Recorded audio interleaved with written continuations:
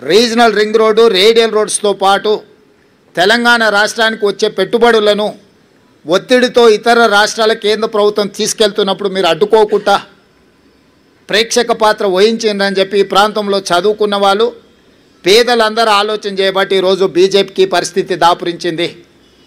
ఈ ఫలితాల తర్వాత కిషన్ రెడ్డి గారు తన వ్యవహార శైలిని మార్చుకొని తెలంగాణ రాష్ట్ర ప్రభుత్వంతో సహకరించి తెలంగాణ ప్రజల యొక్క అభివృద్ధి, ముఖ్యంగా ఈ మహానగర అభివృద్ధి కోసం సహకరించాల్సిందిగా వారికి విజ్ఞప్తి చేస్తున్నా.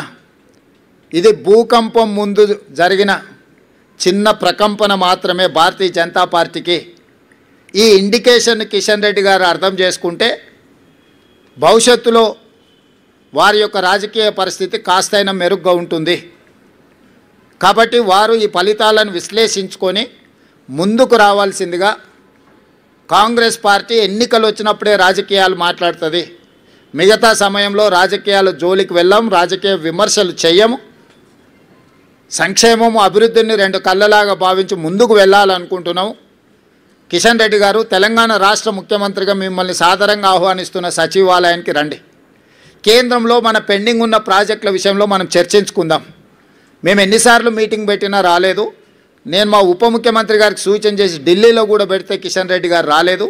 ఇప్పుడు మళ్ళీ డిసెంబర్ 1 నుంచి పార్లమెంట్ సమావేశాలు రాబోతున్నాయి కాబట్టి ఉప ముఖ్యమంత్రి గారికి నేను వేదిక మీద నుంచి సూచన చేస్తున్నా.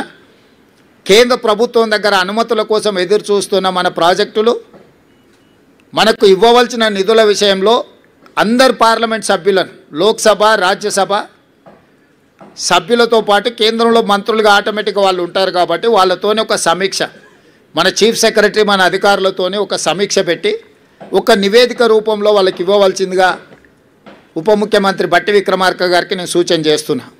ఎందుకంటే ఆ నివేదిక చేతిలో ఉంటే మన రాజ్యసభ ఎంపీలు, లోక్సభ ఎంపీలు అవకాశం వచ్చినప్పుడు పార్లమెంట్లో మాట్లాడడమే కాకుండా కేంద్ర మంత్రుల దగ్గరికి వెళ్ళి మా